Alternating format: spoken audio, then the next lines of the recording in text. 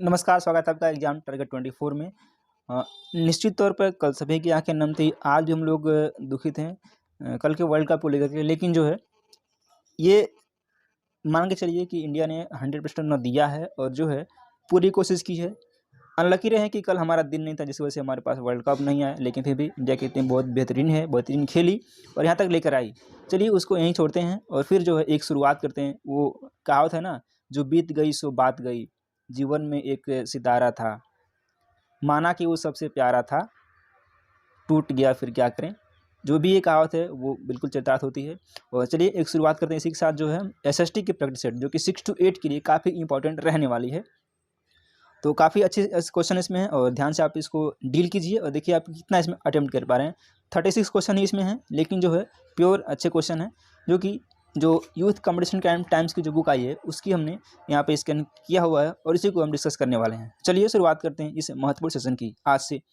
अब आपके पास बहुत कम टाइम है, लिमिटेड टाइम है और आपको इसमें आपको पिरोना है, तराशना है। आपने जितना आप तक पढ़ा है उसको तराशिए और डेफिनेटली आप जो है 7 से 10 दिसंबर के बीच जो भी एग्जाम आपको होने वाला है उसमें आप बेहतर करके आइए और अपनी ज़िंदगी को एक नया आयाम दीजिए।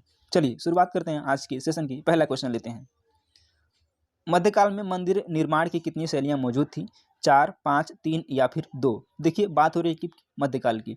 तो मध्यकाल में जो मंदिर निर्माण की शैलियाँ थी वो थी 3। अब कौन कौन सी आइए देख लेते हैं। देखिए 3 शैली थी, बेसर शैली, नागर शैली एवं द्रविड़ शैली। कौन कौन सी? बेसर, नागर और द्रविड़, ये 3 शैलियाँ थी जो कि मंदिर नागर शैली के जो मंदिर हैं वो उत्तर भारत, द्रविड़ शैली के मंदिर जो हैं वो दक्षिण भारत, तथा बेसर शैली के जो मंदिर हैं वो जो है विंध्याचल पर्वत से लेकर कृष्णा नदी तक फैले हुए हैं। कौन? नागर एवं द्रविड़ शैली का जो मिश्रित इस तरह के मंदिर हैं वो मंदिर विंध्याचल पर्वत से लेकर कृष्णा नदी तक फैले हुए हैं। इसका जो करेक्ट आंसर हो जाएगा 3, यानी कि मध्यकाल में मंदिर निर्माण की 3 शैलियाँ मौजूद थी। चलिए, स्त्रियों की असमानता की स्थिति पर पहली बार किसके द्वारा प्रश्न चिन्ह लगाया गया था? अंग्रेजों के द्वारा, भारतीय शिक्षकों के द्वारा, महिलाओं के द्वारा या फिर निम्न वर्ग के प्रणेताओं के द्वारा? तो सबसे पहले जो प्रश्न चिन्ह लगाया गया था असमानता को लेकर के स्त्रियों के, वह लगाया गया था अंग्रेजों के द्वारा। ए ऑप्शन क्या है? करेक्ट है। 1857 का विद्रोह कहाँ से आरंभ हुआ था? इंपॉर्टेंट क्वेश्चन है। मेरठ से, दिल्ली से, झांसी से या फिर कानपुर से? लगे हाथ। आप ये भी बता दीजिए कि किस जगह पर किसने इसका नेतृत्व किया था। मेरठ में नेतृत्व किसने किया था, दिल्ली में किसने किया था, झांसी में किसने किया था और कानपुर में किसने किया था? तो देखिए मेरठ में किसने किया था? मंगल पांडे ने किया था। झांसी में रानी लक्ष्मीबाई ने किया था।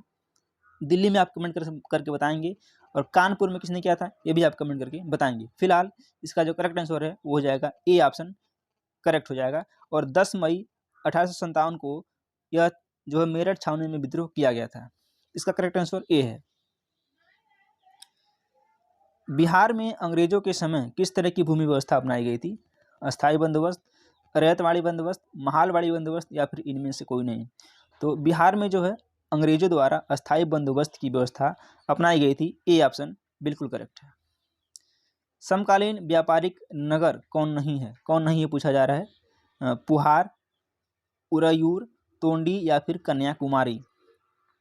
तो यह है कन्याकुमारी। डी ऑप्शन करेक्ट हो जाएगा। कौन सा महाजनपद बिहार में स्थित है? अंग, कौशल, कौशाम्बी या फिर अवंती? कौन सा महाजनपद बिहार में स्थित है? तो आप जानते हैं कि 16 महाजनपद थे और जो कि इसी सूची स्पष्ट तौर पे क्या क्या है आइए देख लेते हैं। अंग, मगध एवं वज्जी ये बिहार में स्थित हैं। कौन कौन से? अंग, मगध एवं वज्जी ये कहाँ पे थे? ये बिहार में थे। काशी, कौशल, चेदी, वत्स जिसको कौशाम्बी बोलते हैं, मल्ल, सूरसेन, पांचाल, कुरु। कुरु जो है मेरठ का क्षेत्र को, ये जो महाजनपद थे वो उत्तर प्रदेश में स्थित थे। अन्य जो महाजनपद जैसे अवंती हो गया, अवंती कहाँ पे है? एमपी में है। मत्स्य है राजस्थान में है। अस्मक है दक्षिण भारत में है। गोदावरी के तट पर जो है अस्मक। कंबोज, पेशावर तथा रावलपिंडी जो कि पाकिस्तान में है। और जो गांधार है यह दक्षिणी पश्चिमी कश्मीर तथा राजौरी और हथौरा क्षेत्र में स्थित था। इतने सारे, तो यहाँ से कई सारे क्वेश्चन क्लियर हुए हैं। इसका आंसर है ए ऑप्शन करेक्ट है। देखिए जो व्याख्या हो रही है उसका ध्यान से सुने और नोट भी कर सकते हैं। मनुष्य, पशु या पौधे के अवशेष की प्राचीनता का निर्धारण किस विधि से करता है? कार्बन 14, ताप संदीप्ति विधि, पोटेशियम आर्गन विधि या फिर स्टोन हैमर विधि? तो यह कौन सी है? यह है carbon 14 Vidhi. A option correct है। सूची एक को सूची दो से मिलान करना है और बताना है कौन सी कहाँ पे स्थित है। देखिए, जो मोइनुद्दीन चिश्ती की जो दरगाह है वो कहाँ पर है? ये अजमेर में है। बाबा फरीद का जो मज़ार है वो कहाँ पर है? वो पंजाब में है। बंदा नवाज गिसुद्राज यह गुलबर्ग में है। और कुतुबुद्दीन बख्तियार ये दिल्ली में है। ए का 3 बी का 4, ए का 3 बी का 4, सिर्फ और सिर्फ एक ऑप्शन मिल रहा है ए ऑप्शन में। ए ऑप्शन क्या है? करेक्ट है। चलिए अगला क्वेश्चन लेते हैं। 8 तक हम लोग कवर कर चुके हैं। चलिए, जनजाति समाज के बारे में कौन सा कथन सही है? वे ये ब्राह्मणी कर्मकांडों में नहीं मानते थे। प्रायः वे अपने निवास स्थान के प्राकृतिक संसाधनों का पूरा इस्तेमाल करते थे। अधिकतर जनजातियां अस्थायी निवास नहीं करती, परंतु कुछ खानाबदोश भी थीं और सभी कथन सत्य हैं। इसमें क्या करेक्ट हो जाएगा? तो इसमें क्या है? सभी के सभी जो स्टेटमेंट है वो क्या है? करेक्ट है। डी ऑप्शन इसका करेक्ट हो जाएगा। वास्तुकार कुंजर मल्लन राजराज पेरुथचन संबंधित थे चोल साम्राज्य से, चेर साम्राज्य से, पांड्य साम्राज्य से या फिर पल्लव साम्राज्य से? तो ये चोल साम्राज्य से संबंधित हैं। ऑप्शन नंबर ए करेक्ट हो जाएगा।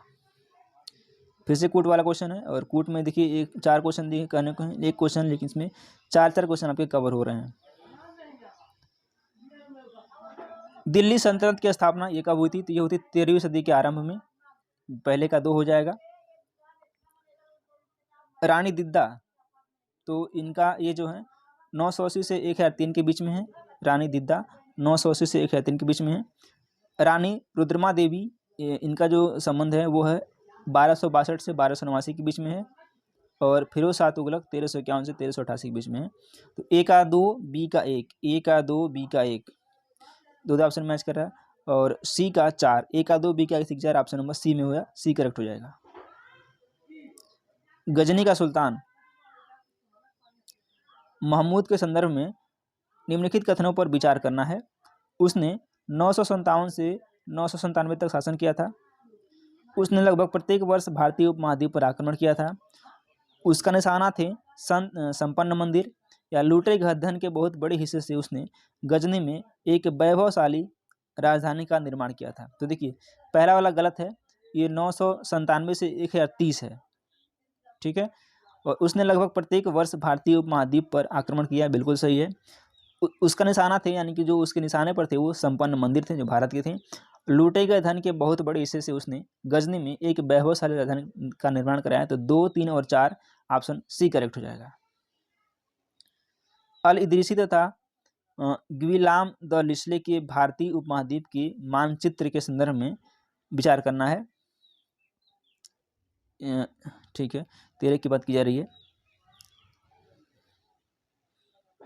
इसमें कुछ क्वेश्चन देखिए, यहाँ पे इसका आंसर यहाँ पे दिया हुआ है। पहला इसमें क्या है? अल इदरीसी ने भारतीय उपमहाद्वीप को भूमि से समुद्र तक दिखाया। दोनों के द्वारा तैयार भारतीय उपमहाद्वीप के मानचित्र में काफ़ी असमानताएं हैं। तीसरा है ग्विलाम द लिस्ले द्वारा तैयार मानचित्र में हमें अधिक परिचित लगता है। और चौथा है लिस्ले के मानचित्र को यूरोप के नाविक तथा व्यापारी अपनी समुद्र यात्रा के लिए इस्तेमाल करते हैं। इसमें चारों के चारों ऑप्शन क्या है? करेक्ट है। तो ऑप्शन नंबर इसका डी करेक्ट हो जाएगा। चलिए अगला क्वेश्चन लेते हैं। मूविंदार के संदर्भ में निम्न कथनों पर विचार करना है। इसकी चर्चा संगम कविताओं से प्राप्त होती है। यह एक कन्नड़ शब्द है जिसका अर्थ एक मुखिया है। इसका उपयोग 2 शासक परिवारों के मुखियाओं के लिए किया गया है। तीसरा है ये चोल और राष्ट्रकूट शासक परिवार थे। चौथा है ये, ठीक है। अब बताना है दिए गए कूटों में सही उत्तर का चयन करना है। 14 की बात की जा रही है। तो देखिए, इनमें संगम कविताओं में क्या होता है कि मूविंदार की चर्चा मिलती है। यह मूविंदार होता क्या है? यह एक तमिल शब्द है, न कि कन्नड़, जिसका अर्थ होता है 3 मुखिया है, न कि एक मुखिया। इसका मतलब है 3 मुखिया। इसका प्रयोग 3 शासक परिवारों के लिए किया गया है। तो ये क्या हो जाएगा? इसकी चर्चा संगम कविताओं में प्राप्त होता है। तो ऑप्शन नंबर ए करेक्ट है। सूची 1 को सूची 2 से मेल करना है, बताना इसमें कौन सा करेक्ट है। आश्रम क्या है? ठीक है, तो जीवन का एक चरण है आश्रम। जरथुस्त्र क्या है? तो यह है ईरानी पैगंबर। संघ क्या है?